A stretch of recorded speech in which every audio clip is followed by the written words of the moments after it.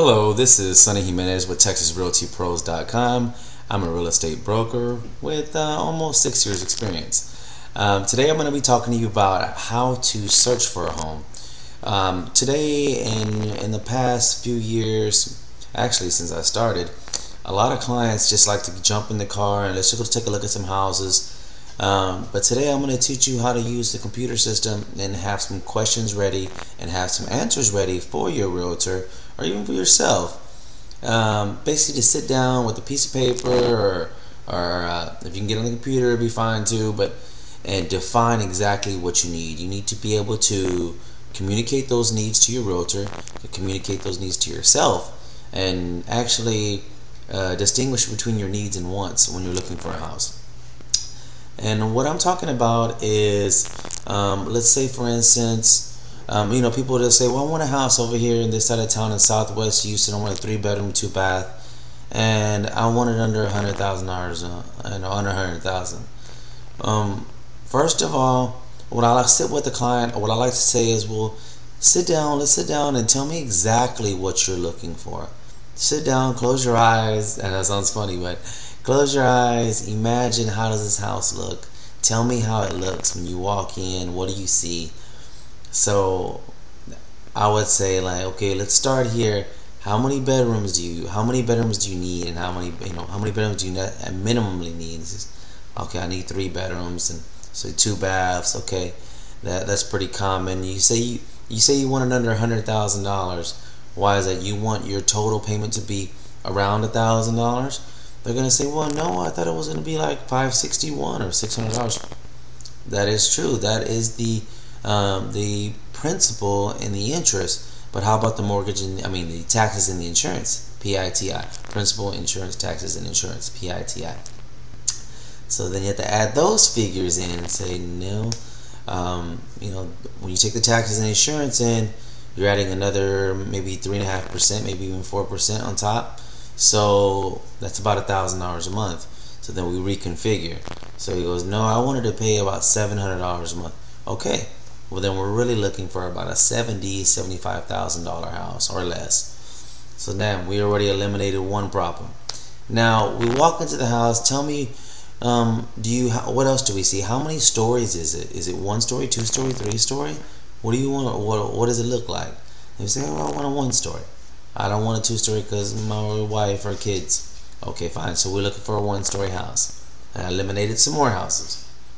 And he says, well, how about the flooring? Because you know what? I have kids, like I said, so I'm going to need either some kind of, I don't need carpet. I'm going to need like tile, slate, stone, wood.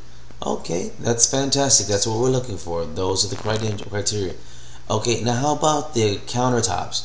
How do the countertops look? What's the necessity there? He goes, well, I might not need anything. Or he may say granite countertops or Formica or something.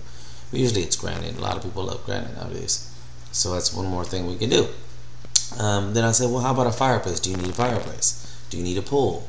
How about the square footage? Well, the way to get the answer for square footage is how much square footage do you have now? And he'll be like, because usually when I ask for square footage, you're like, I don't know. I'm like, how much do you have now? He says, well, I'm living in about 1,100 square feet. And says, that's a pretty good amount. He goes, no, of course not. We got 2 kids and we're growing, so we need our space. So I would like to have a house at least 2,000 square feet.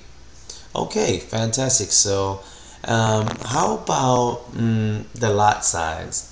Does a lot matter to you? Do you not want to cut a big yard? Do you want a yard because you have some kids and you want them to run around? Also, do you want the yard to be fenced or partially fenced? All these questions are so important.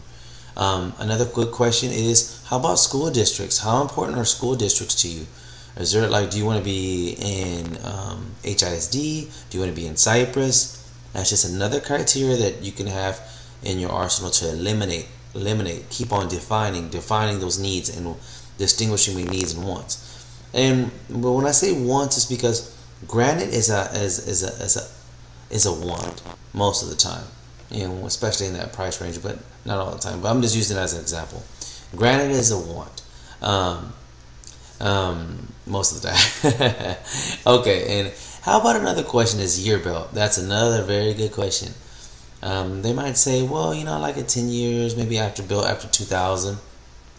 I don't want a house too old, like a 1980 or something, because I might have a bunch of problems, which is not necessarily true. A lot of the older houses may be refurbished and up to date. So, but that's a good question to ask.